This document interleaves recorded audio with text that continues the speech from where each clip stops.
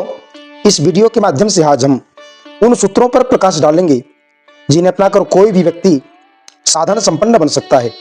ट्रेनों में मूंगफली बेचने वाला भी अगर ठान ले तो बड़ी आसानी से धन्ना सेठ बन सकता है। यदि आप धनवान बनना चाहते हैं और इस वीडियो को रुचिपूर्वक देख रहे हैं तो समझ लीजिए आपको धनवान बनने से दुनिया की कोई ताकत रोक नहीं सकती। अगर कोई ये समझता है कि इस वीडियो में धनवान बनने के लिए कोई विशेष पूजा पाठ या टोने टोटके के जाल जंजाल समझाए होंगे तो उनको बड़ी गहरी निराशा होगी।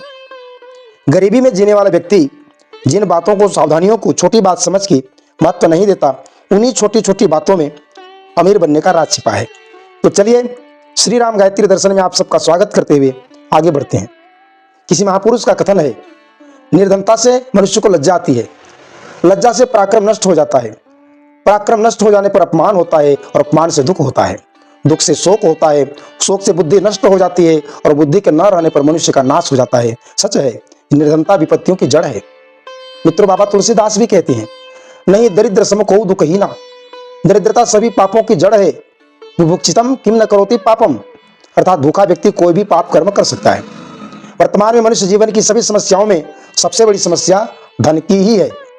गरीबी में आदमी सबको कोसता है, समय खराब है, परिस्थिति खराब है, रिश्तेदार धोखेबाज हैं, भाग्य खराब है और इस सब का जिम्मेदार है वो ईश्वर, जो किसी को तो इतना देता है कि संभाले नहीं संभलता, रखने की जगह नहीं होती, तो किसी को गरीबी में आंसू बहाने के लिए छोड़ देता है। किसी पुराने फिल्म का गीत है, देने वाले किसी को गरीबी न दे, मौत दे दे मगर बदनसीबी न दे। कहीं आप भी तो ऐसा नहीं सोचते कि किसी को अमीर या गरीब बनाना ईश्वर का काम है? यदि ऐसी सोच है तो ये भयंकर भूल है, अपराध है, पाप है और इसकी सजा भी आपको ही मिलेगी या मिल रही होगी। ईश्वर ऐसा करेगा क्यों? ऐसा करने लगा तो कर्मफल सिद्धांत का तो मतलब ही नहीं रहा। फिर उसको ईश्वर क्यों कहा जाए? फिर तो ईश्वर हमारे आसपास रहने वाला एक साधारण इंसान है जो अपने लोगों का आंख मूंद कर पक्ष ले लेता है। हम अपने चारों तरफ देखते हैं, कोई परम सुखी, कोई महान दुखी, कोई नोटों के बिस्तर में सो रहा है तो कोई पाई पाई को तरस रहा है। सत्य तो यह है भाई कि जो भी व्यक्ति या जीव जिस भी हाल में है, जहां भी है, जो भोग रहा है अपने ही कर्मों का फल भोग रहा है। ईश्वर केवल व्यवस्थापक है, आपको वही मिल रहा है जिसके आप पात्र हैं। अगर आप स्वयं को दीन, दुर्बल, अभागा समझते हैं तो आप इसी के पात्र हैं। आगे इससे भी अधिक दुख भोगने के लिए तैयार रहना होगा। कोई व्यक्ति निर्धन क्यों है, इसका जड़ कहाँ है, यदि ये जानना है तो किसी गरीब निर्धन व्यक्ति से मिलकर उसका व्यक्तित्व देखिए, उसके विचार सुनिए, पता चल जाएगा। गरीबी रूपी रोग के कीटाणु उसके रोम रोम में भरे हुए मिलेंगे। गरीबी एक विचार है, एक सोच है। जिसकी सोच गरीब है उसका तो गरीब रहना तय है।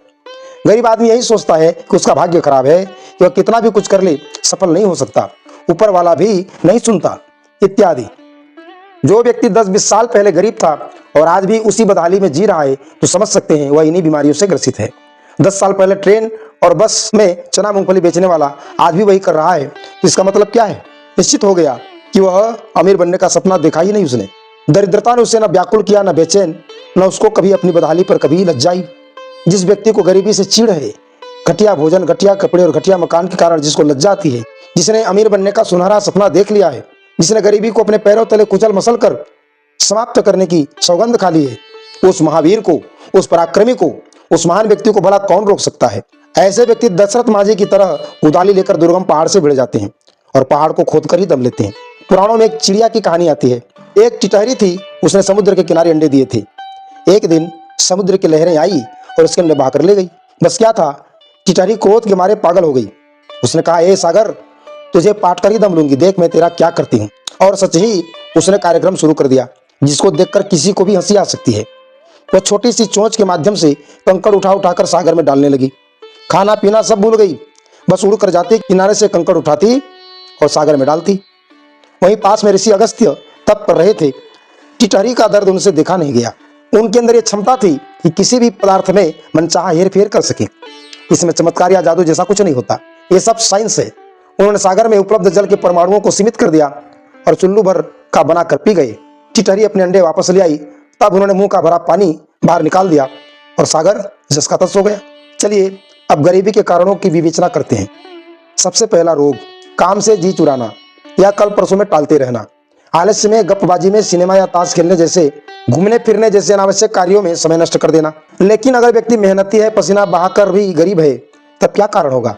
बंदूक कमा लेना पर्याप्त नहीं, इसे आप खर्च कैसे करते हैं ये भी मायने रखता है। आपकी औकात नहीं है तो एक ही सब्जी में रोटी खा लीजिए ना, इसमें आपको नुकसान क्या है? नहीं साहब, हमको तो रोटी के साथ दाल, पापड़, रायता, दही, घी सब चाहिए, तो फिर आपको कर्ज में डूबना पड़ेगा। इसके अलावा यदि और बीमारी पाल ली है, जैसे गुटखा, पान, बीड़ी, चाय, खैनी, गुड़ाखू, तब यह गरीबी रूपी कोड़ में खाज के समान है।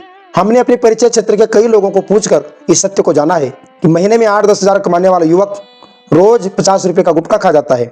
वह महीने में 1500 रुपए खर्च नहीं कर रहा, बल्कि बीमारी भी साथ में खरीद रहा है, फिर डॉक्टर को भी देना पड़ेगा। गरीबी की एक बहुत बड़ी बीमारी है शर्म का आना। क्या करें साहब, सबके पास मोबाइल है तो छोटी सी कीपैड वाली मोबाइल रखने में शर्म आती है। भले ही साल भर तक ईएमआई भरते रहेंगे, पर 15,000 वाला मोबाइल लेना पड़ेगा। और साहब मैंने देखा है, हर महीने जब किस्त भरने की तारीख आती है तो भाई साहब यहाँ से वहाँ पैसे के जुगाड़ में नाचते फिरते रहे, जिस तिस के आगे हाथ फैला रहे हैं। अब शर्म नहीं आ रही। इसी तरह बाइक भी चाहिए, बूट और सूट भी चाहिए, तो फिर कर्ज में डूबे रहिए।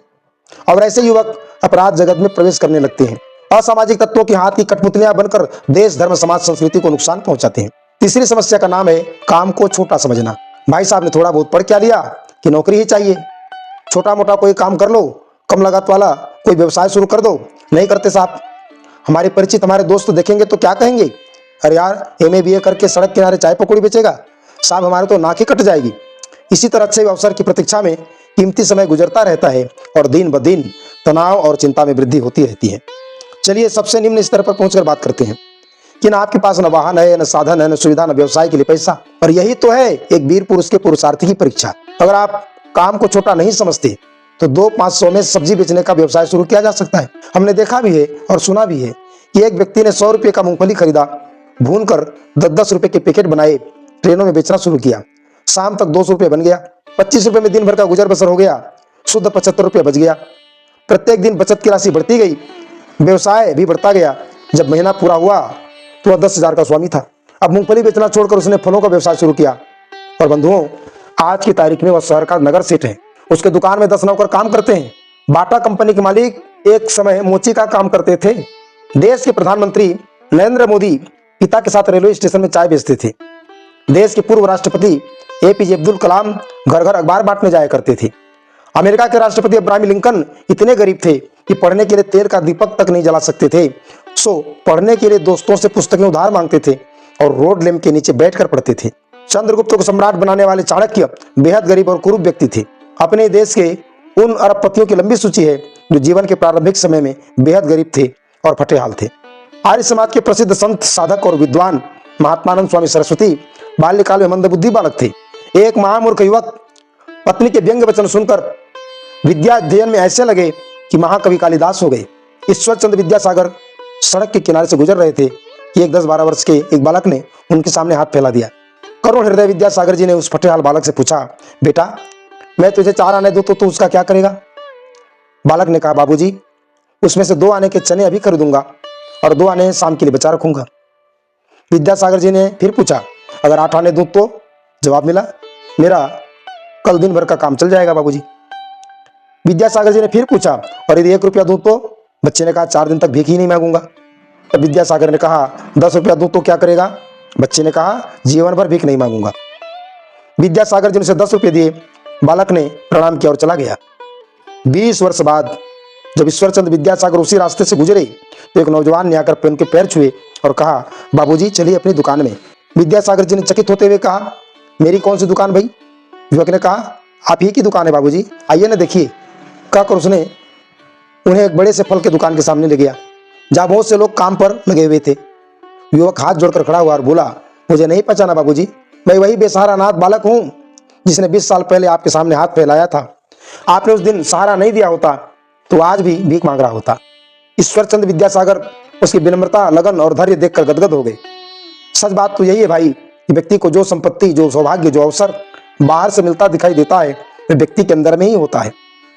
बाहर तो दिखता भर है, धैर्य, साहस, लगन, श्रम के प्रति निष्ठा, उत्साह जैसे सद्गुणों के भाव में कुबेर का खजाना भी मिल जाए तो कुपात्र व्यक्ति उसको नष्ट कर देगा, कोई लाभ नहीं उठा पाएगा। तभी तो कहा गया है, पूत कपूत तो का धन संचय, पूत सपूत तो का धन संचय। पूत कपूत है तो कितना भी धन छोड़ के मर जाओ बर्बाद कर देगा। सपूत है तो धूल से भी उठ करके और महल बना लेगा। गरीबी का चौथा कारण आलस्य और प्रमाद है। बिना मूल्य चुकाई संसार में कुछ भी नहीं मिलता। आलसी व्यक्ति हर अवसर को गंवाता चला जाता है और समय किसी की प्रतीक्षा नहीं करता। गुजरा हुआ समय कभी वापस नहीं आता। जो समय की कीमत नहीं समझता, समय उसकी कोई इज्जत नहीं करता। कहते हैं ना, समय बड़ा बलवान, समय किसी को ना छोड़े, इंसान हो या भगवान। पूज्य गुरुदेव कहते हैं, जीवन से प्यार है तो आलस्य में समय न गंवाओ। आज के काम को कल पर मत टालो। हमारे हाथ में बस आज का दिन है, कल का सवेरा देख पाएंगे या नहीं कौन जाने। जीवन के किसी भी क्षेत्र में, चाहे धन हो, पद हो, विद्या या कला, एक महामंत्र को जीवन में उतारना ही पड़ेगा। और वह मंत्र है, 1 मिनट का समय निरर्थक नहीं गंवाना और 1 पैसे को भी पैसा समझना, उसकी कीमत समझना। सुनने में बड़ा आसान भले लगता हो, पर 100 में 99% लोग इस महाव्रत का पालन नहीं कर पाते। और जिसने समझ लिया वही असली हीरो बनता है और समाज में हीरे की तरह चमकता है। अंत में एक और बात बड़े महत्व की है, और वह है, शारीरिक श्रम से धन बहुत कम और सीमित मात्रा में मिलता है। गंवार अथवा अनपढ़ व्यक्ति दिन भर कठोर श्रम करके जिस मात्रा में धन कमा पाता है, बुद्धिमान व्यक्ति अपने बुद्धि के बल पर 2 गुना, 4 गुना, 10 गुना धन तक कमा सकता है।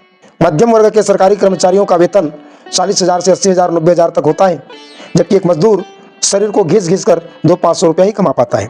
इसलिए भी समृद्धि सफलता की इच्छा करने वाले व्यक्ति को चाहिए कि वह निरंतर समय देवता की आराधना करे, समय को भगवान माने, एक पल का सदुपयोग करे और अपनी योग्यता को बढ़ाता चले, हुनर को बढ़ाता चले। प्यारे दर्शकों, यदि आपको लगता है यह वीडियो जन सामान्य को प्रेरणा दे सकती है, तो इसे अपने मित्रों में शेयर जरूर करें, लाइक करें, कमेंट जरूर करें और सब्सक्राइब करना ना भूलें। ओम शांति।